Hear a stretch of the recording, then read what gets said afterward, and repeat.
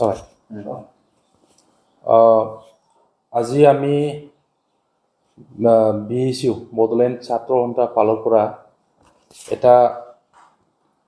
বহুত গুৰুত্বপূৰ্ণ শিক্ষা বিভাগ এডুকেশ্যন ডিপাৰ্টমেণ্টত যেটো গভৰ্নমেণ্ট অফ আসামত অফিচ অৰ্ডাৰ এইটো লৈ পেলাই আমি সংবাদ মেল পাতিব খুজিছোঁ কথাটো হ'ল যোৱা 21 তাৰিখ মাৰ্চ মাহৰ 2023 director of higher education government of আসামৰ আমাৰ যিমানখিনি প্ৰিন্সিপাল আছে প্ৰভিন্সিয়েলাইজ বা পণ্ডিত দীনদয়াল উপাধ্যায় আদৰ্শ মহাবিদ্যালয় বা গভ মডেল কলেজেছ সকলো প্ৰিন্সিপালবোৰক এটা অৰ্ডাৰ ডাইৰেক্টৰ অফ এডুকেশ্যনৰ ফালৰ পৰা পঠোৱা হৈছে সাবজেক্টটো হল বিষয়টো হল regarding freezing of appointment and promotion process in provincialized PDUAM Gov Model Colleges of Assam. Itu বহুত serious matter. Serious matter কিয় ইয়াত লিখা হৈছে with reference to the Gov letter on the subject cited above, I would like to forward here with a copy of Gov letter bearing ECF number 287361 dated 21/3/2023 in connection with appointment procedure of teaching and non-teaching staff of your colleges and request you to take necessary action as per direction of Gov of Assam. Tate koa hoise college board jinaki teaching professor associate professor ba assistant professor appointment aru non teaching jodi koa hoy tate বড়ো বাবু কেৰাণী peon চকীদাৰ এইবিলাক সোমাই যায় ইয়াৰ যেটো appointment ক্ষমতা এইটো কাহি লৈ যায় কটন কৰাৰ যেটো অৰ্ডাৰ ডাইৰেক্টৰ অফ হায়াৰ এডুকেশ্যনৰ পৰা সকলো প্ৰিন্সিপালবোৰক পঠোৱা হৈছে আৰু সেই লেটাৰখন ডাইৰেক্টৰ অফ হায়াৰ এডুকেশ্যনে পঠাইছে গভৰ্নমেণ্ট অফ আসামৰ এডুকেশ্যন ডিপাৰ্টমেণ্টৰ সেক্ৰেটাৰীৰ পৰা যেটো লেটাৰ আহিছে এইটো বেচিছত প্ৰিন্সিপাল বুলক লেটাৰটো পঠাইছে তো কথাটো হল বৰ্তমান আমাৰ এক্সিস্টিং যেটো নৰ্মস বা নিয়ম আছে আমাৰ কলেজবোৰত প্ৰফেসৰ এসিস্ট্যান্ট প্ৰফেসৰ বা তেখেতসকলৰ স্টেজ 1 দ্বাৰাই जोंनि বিটিসিआव थानाय বিভিন্ন জাতি ভাষা ধर्मनि 32 লক্ষ मानसिनि जानाखि सिमां प्रफेसर साख्रि मावनाय बा सोरबा प्रफेसर साख्रि मावखानाय मानसिया प्रमोशन जानांगौ दं बा सोरबा केरानि साख्रि मावनाय बा पियन चौकीदार साख्रि मावनायनि जानाखि सिमां दं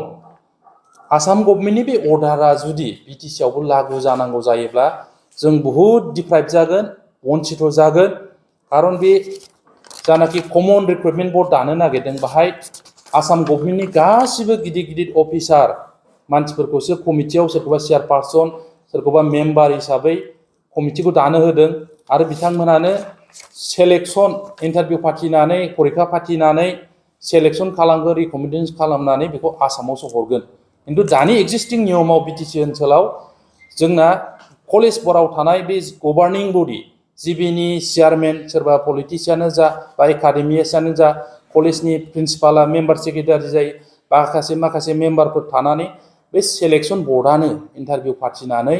इसोरनाबा एपिआई स्कोर मार्कशीट थार्कशीट गासिबो नर्मसफ्रा क्लियार जायोबा बेखौनो मोजां मानसिखौ सेलेक्शन खालामनानै जिबिया बिटिसिनि डाइरेक्टर अफ एडुकेशनाव एप्रुभल लानानै फिर कलेजफोराव जिबिया एपइन्टमेन्टखौ होयोमोन दा बे लेखायै थाङोबा जोंनि बिटिसि ओनसोलाव बहुत मानसियानो डिप्राइभ जागोन दा ओंखायनो जोङो बिटिसिनि चिफ मानगोनां प्रमद बर' बिथांनिसिम खावलायदों जिहेतु बिटिसिआव एडुकेशना मोनसे ट्रेन्सफार साबजेक्ट आरो आसाम गभर्नमेन्टनि गासिबो आयेना बिटिसिआव लागु जानांगौ होननानै खोथा लिरनाय गैया बिटिसिआ गावहानो निजेस्व एसेम्ब्लियाव आयेन बानायनानै सेन्ट्रेल गभर्नमेन्ट बा स्टेट गभर्नमेन्टनि आयेनखौ मडिफाइ खालामनो हायो बा इगनर खालामनो हायो दा बिटिसि ओनसोलाव जाहाथे नैबेयो जोंना जिहेतु 6 शिड्युल हिसाबै अट'नमि लेजिस्लेटिभ पावार दं हिसाबै बे अर्डारखौ आसाम गभर्नमेन्टनि डाइरेक्टर अफ हायार एडुकेशननि जानाखि 23 नैबे मार्चनि 21 तारिखआव जानाखि अर्डार हरदों जाहाथे बिटिसिआव बेखौ लागु खालामहोआ बेखौ जोङो बड'लेण्ड फरायसा आफाद बिएसइउनि जानानै प्रमद बर' बिथां जायनाखि बिटिसिनि मानगोनां चिफ बिथांनिसिम जों खावलायहरबाय बेखिनि अर्डारा बिटिसि बा 6 शिड्युल एरियायावबो लागु जायोब्ला जे थार्ड ग्रेड फर्थ ग्रेड आरो माखासे प्रफेसर लेक्सारारफोरनि भबिष्यतआ मा जागोन होननानै नोंथाङा बुंनो सानो जों बहुद डिप्राइभ जागोन बाहाय नट अनलि गोदान फ्रेश एपइन्टमेन्ट नङा जायफ्रानाखि एक्जिस्टिं मावखानाय एसिस्टेन्ट प्रफेसर बिसिनि प्रमोशन मेटारखौबो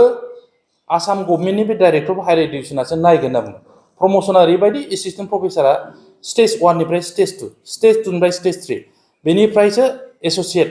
बिदि प्रमोशन जायो दा बेखौबो जोंनि कलेजफ्रा गावबा गाव आइकिउएसि इन्टारनेल क्वालिटि एसुरेन्स सेल मोनसे थायोमोन बिसोरनो नायनानै कलेजानो प्रमोशनखौ खालामोमोन दा बे बेलायावबो बेखौ डिएसि डाइरेक्टर अफ हायार इडुकेसनासो सवासिथा खालामगोन नायगोन बे खोथाखौ बाव लिरदों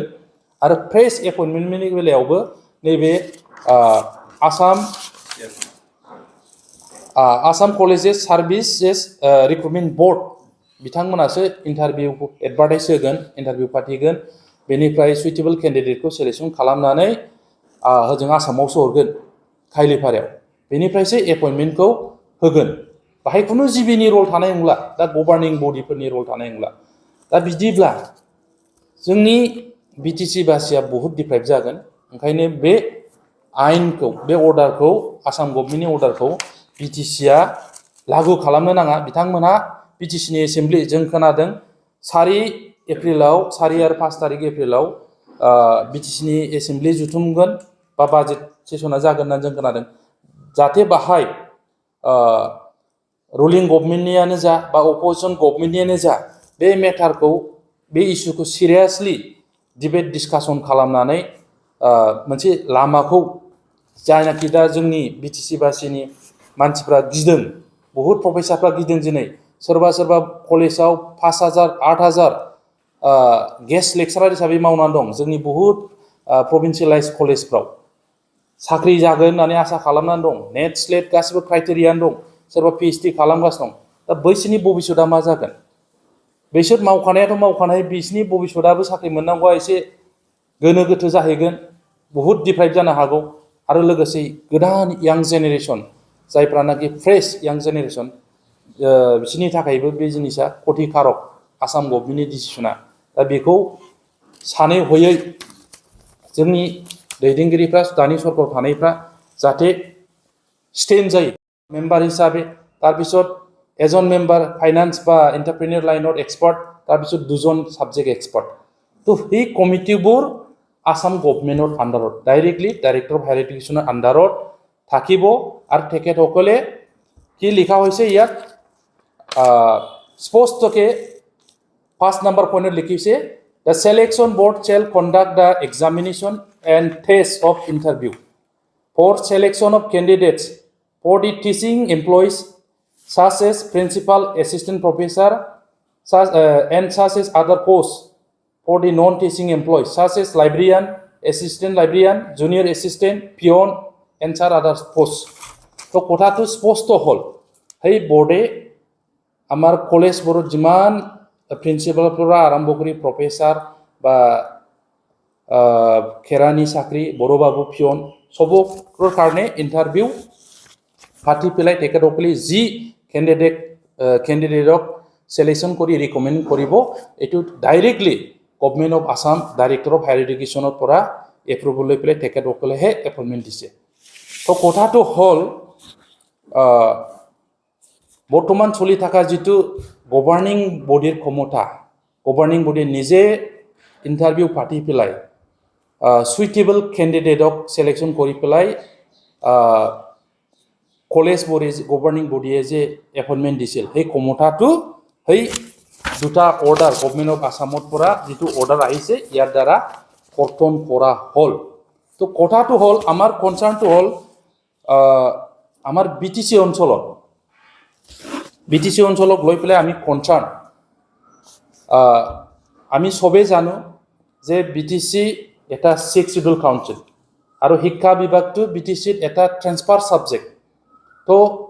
অসম গভৰ্ণমেণ্টে যিটো আইন বনাব বা ভাৰত চৰকাৰে যিটো আইন বনাব সেই আইনবোৰ actually as per BTC accord মতে 6 শিডিউলৰ যিটো প্ৰভিজন এই মতে সকলো নিয়মবোৰ প্ৰযোজ্য নহয় বা ইমপ্লিমেণ্টেশ্যন কৰিলেও একো নহয় যদি অহাকালি বা আহি থকা দিনবোৰত সেই অৰ্ডাৰটোৰ বেচিছত আমাৰ BTC অঞ্চলতো যদি কলেজবোৰক প্ৰফেচাৰ এপইণ্টমেণ্ট বা থাৰ্ড গ্ৰেড ফ'ৰ্থ গ্ৰেডত চাকৰি এপইণ্টমেণ্ট ক্ষমতাটো যদি আমি হেৰাব লগা হয় এইটো আমাৰ কাৰণে খুব দুৰ্ভাগ্যজনক হ'ব আৰু BTC অঞ্চলত বসবাস কৰা বা বিভিন্ন এলিজিবল যিসকল এছিষ্টেণ্ট প্ৰফেচাৰ হোৱাৰ কাৰণে এলিজিবল বা যিসকল অলৰেডি প্ৰফেচাৰ চাকৰি কৰি আছে